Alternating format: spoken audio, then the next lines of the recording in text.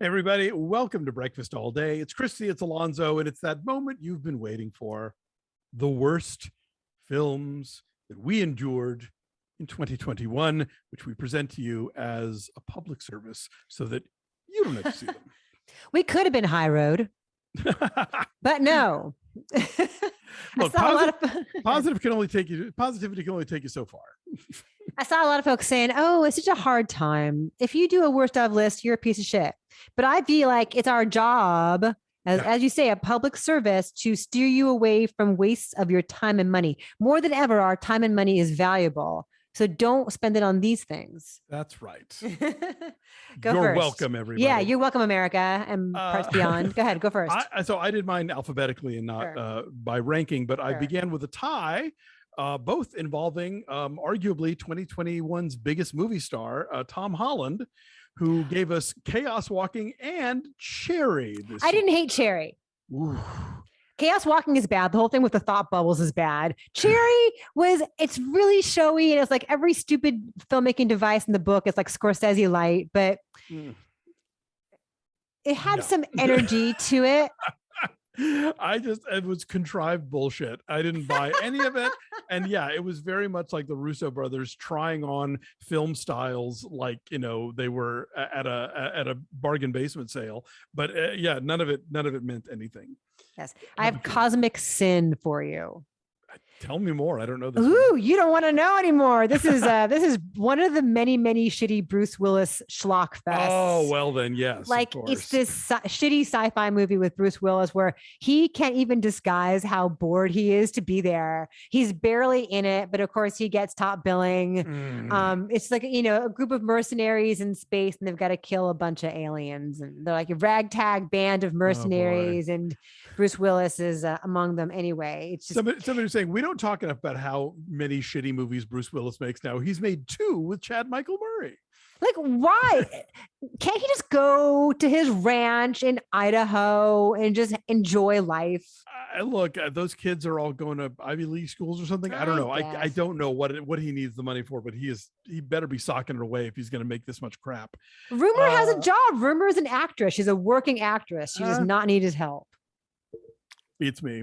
What's next? Next on my list is Dear Evan Hansen. Me too. The alphabet is helpful. Oh, yeah. This was scary. Yeah, because I mean, yes, is Ben Platt not convincing as a 17-year-old? Absolutely not. Does that lead into the other larger structural problems of this story that are only exacerbated by the fact that he's an old creeper in this or looks like one? Yes, they are, but those problems would be there anyway. I never saw this show on the stage. I don't know how it plays there, but this movie is just like one weird choice after another one, and one clumsy musical number after another one, and it was like you get occasional moments of like, oh, Julianne Moore, but beyond that, this was hard to watch. It's so painfully earnest, and it's so clunky and so uncomfortable and so awkward. Like they're all just like belting, like sitting at the dining room table, like belting. We talked about how great West Side Story was and how enjoyable. Like this, like does not know how to translate the stage experience into the screen experience in any way. Although it was directed by the same guy who did Come From Away. No. Right? No, Isn't it? No. Dear Evan Hansen was directed by the guy who did Perks of Being a Wallflower. Come From Away and you're right. Stephen Chbosky. Yeah. Anyway, I'm sorry, I'm wrong. Take that back. Worries. But it's bad. Yeah, for sure. He's scary. Ben Platt is terrifying. I have a musical for you for my next pick, which I don't think you ever saw, which is Diana the Musical. I did not, although I hear it's a doozy. It's almost so terrible that we should talk about it. It's almost like it's almost so bad it's good. And it was delayed by COVID. And then they did a performance over the summer. They shot a performance or two to turn it into a movie.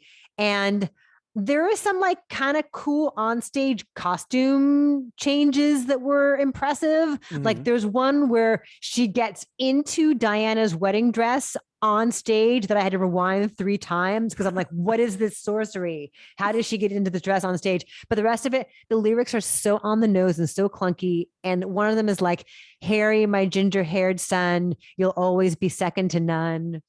It's stuff like that. It's really painful. Yeah, I've heard it's anyway, it's terrible. Diana the musical. Don't see it. Well, mine is also a Netflix production, and I had forgotten that I put it on my worst list, but I have no regrets, and that's Don't Look Up. Oh yeah, people are very interested in our Don't Look Up review. Well, it's amazing the number of like bad faith takes I have seen on Twitter where people involved with the film or people who aren't even involved with the film have suddenly decided that critics who didn't like this movie are pro climate change. It's like, no, that doesn't work. Also, I'm not offended that you're ragging on Morning Joe. Like, yes, I work in the media, but not in the media that talks about these issues. So have at it. I don't care. What I hate is that this movie is not funny and thuddingly obvious and indifferently acted for the most part, and a chore to sit through at like what 2 hours and 20 minutes or whatever. Eva's like almost 2:30. Yeah, it's long. No, thank you. Next up for me is a movie called Die in a Gunfight. Did you see Die in a Gunfight? I did not. Tell me. It is starring, I got to pull up, it's as Alexandra Daddario and hold on, what's the guy's name? Damn it. Now I can't find it. Hold on. That sounds like something you'd say to an enemy. I'll go die in a gunfight. Right. Okay. It is Diego Boneta and Alexandra Daddario. Okay. And they are in love with each other. It's like a bad Romeo and Juliet. This is not the good Romeo and Juliet. You should see. He falls for her in New York City, but she is the daughter of his father's rival, and it's just like noisy, splashy. You know how you hated Cherry because it had all that shit going on screen and like too many like distracting devices. It's like that, but also, and all the characters are despicable and there's nothing to them, and you don't care if they live or die or fall in love and die in a gunfight. Lovely. Next for me is Here Today. Oh, that's painful. Yeah, that's on my list too. Yeah, the Billy Crystal, Tiffany Haddish movie where he plays an older comedy writer who is giving way to dementia, and she is a young singer who decides to put her entire career on hold to take care of him because they're friends now. Yeah, this movie is trying so hard to like hit the big emotions and be about something, but it does it in the most sitcom-y way possible, that there should be a laugh track of people going, oh, terrible movie. And Billy Crystal directed it. Yes. And co-wrote it. It is it's very schmaltzy. It's totally inauthentic. The friendship is so forced. I think we talked about it on the show. I feel like we talked about how we'd rather just watch Billy Crystal and Tiffany Haddish having lunch together for an hour and a half. I just realized looking at my list that I also have Don't Look Up on my list. So thank you for crystallizing so succinctly what is wrong with it. My next one is Ghostbusters Afterlife. Which is also pissed off a lot of people. I didn't realize until I wrote my review of Ghostbusters Afterlife that there is like a Ghostbusters army out there. Well, did 2016 not make that clear? I don't know. I don't know what it is. And people are, I guess, even more pissed now that there are negative reviews of a ghost-busting movie involving men. There's another one.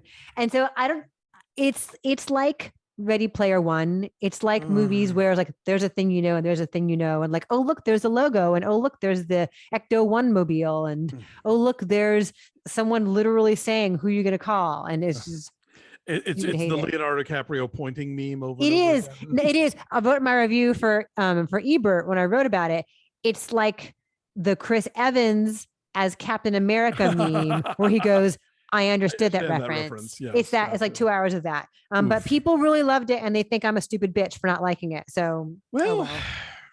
2021, everybody. I have another tie involving a beloved film star, and that would be the hitman's wife's bodyguard and Red Notice from Ryan Reynolds. Ryan Reynolds, you know what? Like, you have a lot to offer the world, but the Deadpool shtick is starting to wear a little thin if you do it in all these other movies. And the snarky, self-aware, sort of dry deadpan thing that you do needs some shading, because if you're going to do it in movies that are otherwise utter pieces of shit like these two, it's going to make us not like seeing you.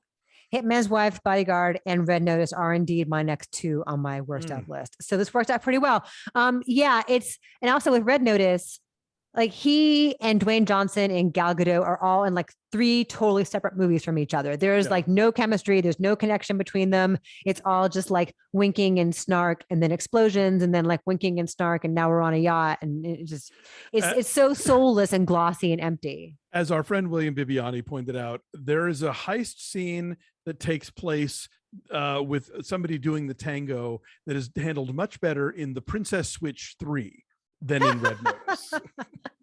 That's bad. G.I. Joe Snake Eyes I have. Oh, that could have made mine, but I guess maybe came in at 11. But yeah, go on. Do tell. I mean, it's just it's cheesy. It's all of the like the worst of action movie stuff in terms of it looks like crap. It just looks empty. You know how it's just bad CGI. Yeah, I could have put that and Mortal Kombat as a tie on my list because they're both kind of the same movie and they're both disappointing in the same way. Yeah, it's like people just like I feel like a lot of times people think like snark is sufficient for an action movie, and that's true of a lot of films we have on our list here. Like that alone is going to go a long way to making you care. And it's not necessarily. Henry Golding, though, beautiful, beautiful always. And I can see why he wanted to do this, you know? Of course. Yeah. Like, I think at this point, you know, if somebody comes along and offers you a franchise, it's hard to say no because, you know, if you play your cards right and you get in the right one, then you can, you know, do that and still like maintain your cred and then like also make enough money where you can go off and do cool indies for zero money and, you know, you're covered. So I don't blame him for this. Yeah. My next one is Karen. I don't know Karen. Oh, Karen is about a Karen named Karen. Sounds very on the nose. Yes, it is very on the nose. Taryn Manning stars as a suburban racist white lady in an upscale Atlanta suburb. And when a black couple moves in next door, she loses her shit. And there's definitely, as with Don't Look Up, this is a movie that had tons of satirical potential and tons of, you know, like there's no shortage of real world stuff you could pump into this movie to give it immediacy and urgency. And it's just a hacky slasher movie, basically. As you were talking about it, I was thinking this sounds like Don't Look Up in that it's telling you something obvious that you already know and probably already think. Yeah. Right? You know, and there's a way to have fun with that, but neither of those movies do it. My last one is The Starling. Ooh. Is The Starling on yours too? No, but there was a contender for sure. The Starling, Melissa McCarthy has a love-hate relationship with a starling. It's a highly metaphorical starling. Ooh, block that metaphor. Yeah, it's just cheesy. Yeah, Melissa McCarthy, Chris O'Dowd, Kevin Kline, Timothy Oliphant, Daveed Diggs, Skylar Gisondo. It's a really fantastic cast of like supporting players who don't get to do much beyond like function as, you know, supportive or like saying just the right poignant thing at the right time. And I mean, Melissa McCarthy, when she chooses movies that allow her to show some dramatic range, like Can You Ever Forgive Me? You know, like I think with the right material, she's got that, you know, and she's willing to go to like dark places. And this is just schmaltzy, kind of like Here Today. Well, you know, like maybe don't make another movie with the director of St. Vincent. I'm just going to throw that out there, you know, like fool you once. I have 2 more. Prisoners of the Ghostland. I have no idea what that is, but it's Nicolas Cage, right? It is Nicolas Cage, who had such a great year with Pig this year, working with one of my favorite, like, sort of unhinged directors, the Japanese filmmaker Sion Sono, working in English for the first time. And I thought, oh, that's a pairing I want to see. Nicolas Cage loves to make these unhinged B movies, and he's picked the exact right guy to make one with, and it's terrible. Oh no. Yeah, that's too bad. It's not exciting. It's not fun. It barely makes any sense, even by what you would expect a movie like this to have some sort of internal logic going for it. Big letdown, unfortunately. And then finally, of course, Space Jam: A New Legacy. Okay, so I never saw Space Jam. Why did you have to see it and I didn't? I had to review it. I had to review it for the wrap. And I had to go to the premiere at the Staples Center. Yeah, that was like one of the first things I had to go to after getting my second shot. And it was still like very much like we're all going, oh, we're all like, what the hell's even going on here? Wait, it was at Staples? It was at Staples. Well, it was at you know, the Regal, the theater down there. Oh, right. It was LA Live. LA Live, thank you. Okay. Yes. Katie Walsh and I sitting in the balcony with our masks on and being like, oh man. this is our job. Yeah, it was dreadful. And not only gets everything wrong that the first movie gets wrong about like understanding the Looney Tunes as characters or finding some fun things for them to do, but then on top of it, they decide to like, because this is set in the Warner Brothers like hard drive or whatever, they drag in all these random Warner characters, everything from like Space Ghost to a nun from Ken Russell's The Devils, but give them nothing to do or interesting except have them watch a basketball game. Right. It's like there's a character, you know. Yeah, exactly. Oh, look, yeah, I know that guy. It's hey, Ghostbusters look. Afterlife writ smaller. It is.